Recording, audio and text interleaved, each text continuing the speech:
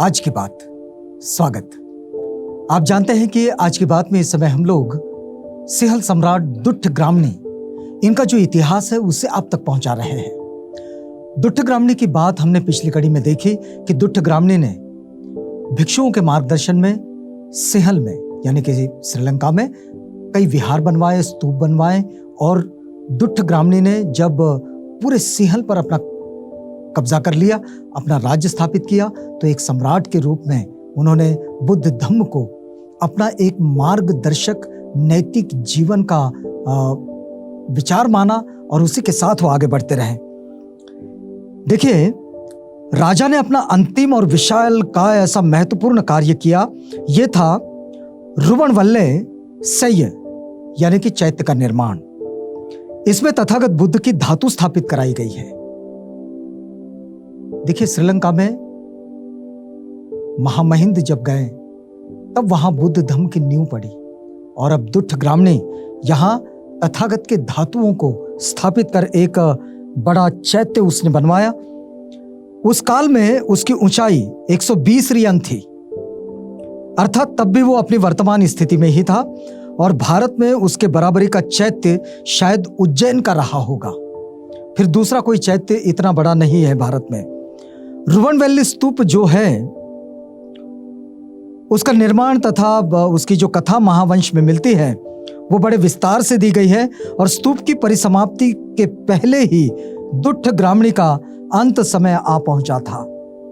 अब यहाँ दुष्ट ग्रामणी का अंत समय आ पहुंचा था जब इस स्तूप का निर्माण पूरा हो रहा था, लेकिन अभी हुआ नहीं था। राजा मरणांतक रोग से पीड़ित था और उसने दिग्वापी से छोटे भाई सद्दातिष्य को बुलावा भेजा और स्तूप को शीघ्र ही पूर्ण करने की आज्ञा दी। दिग्वापी में उनका भाई जो था तिष्य, सद्दातिष्य जिनका नाम था, वो वहां पर था। उसको बुलवाया और मृत्यु से पहले राजा महास्तूप को संपूर्ण हुआ देखना चाहता था, तो उसने स्तूप के निर्माण का कार्य उसके पास दिया, लेकिन ये हो न सका।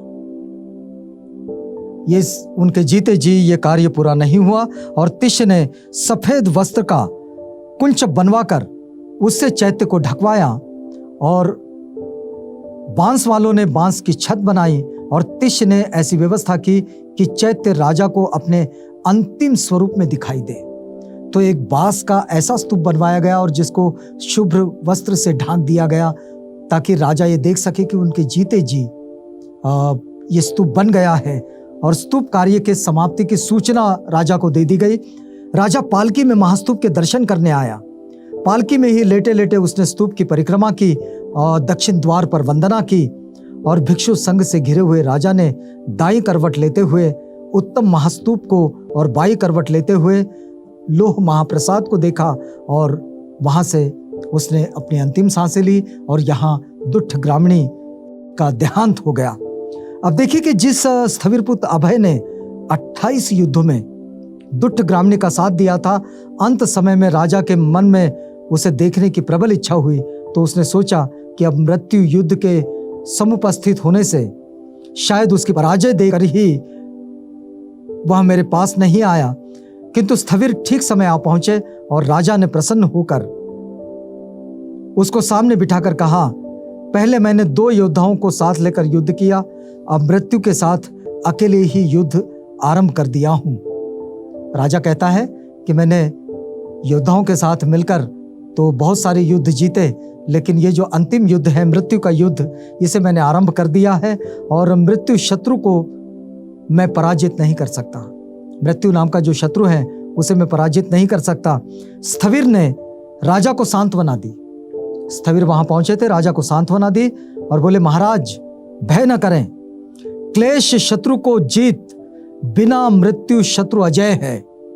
जो कुछ भी संस्कार प्राप्त है वो सब ही नाशवान है। जितने भी संस्कार मिल रहे होंगे इस जीवन में, सब के सब नाशवान है। ये अनित्यता की सीख इस समय स्थविर राजा दुष्ट ग्रामणी को दे रहे हैं। सब संस्कार अनित्य हैं, ये उपदेश शास्त्रा ने ही दिया है। लज्जा और भय रहित ये अनित्यता बुद्धों को भी प्राप्त होगी, और इसलिए यही सोचे कि संस्कार अनित्य है, दुख है और अनात्म है। इसमें देखिए कि दुष्टग्रामणी राजा अपने महान गुणों तथा त्याग के कारण बोधिसत्व भी कहलाया। दुष्टग्रामणी को बोधिसत्व कहा जाता है और कुछ लोगों ने उन्हें भावी मैत्रेय कहा और कुछ लोगों ने उन्हें बुद्ध तक का सफर करने वाला वो भविष्य का बुद्ध भी कहा। तो महावंश के अनुसार दुष्टग्रामणी राजा 99 वर्ष की आयु तक जीवित रहा और उसने उतने ही विहार बनवाए, यानी कि 99 वर्ष की आयु तक जीवित रहा और 99 विहार बनवाए पूरे सिंहल में, पूरे श्रीलंका में। दुष्टग्रामणी राजा को सालिय कुमार नाम का एक पुत्र था। ये बड़ा सुंदर था।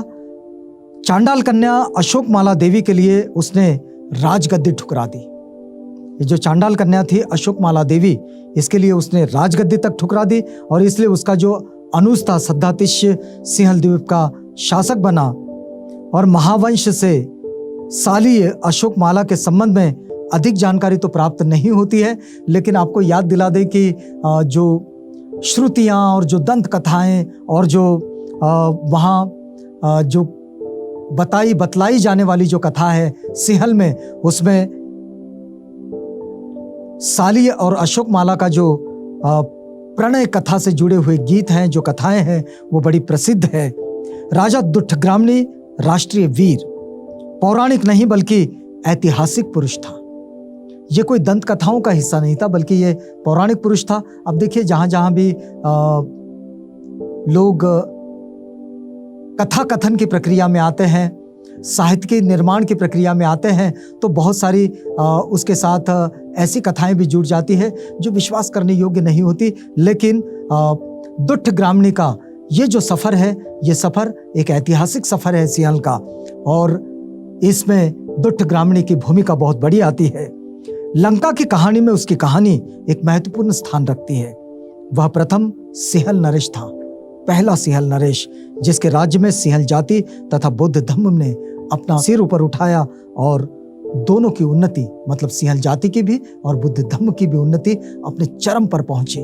तो दुष्टग्रामणी का ये जो परिचय है, इस परिचय को यहाँ रोकते हैं। आपसे मुलाकात होगी, वादा करते हैं, अगली कड़ी में, जब हम किसी और बौद्ध सम्राट की जानकारी के साथ आपके समक्ष उपस्थित होंगे। तो तब तक के लिए हमें इजाजत दीजिएगा।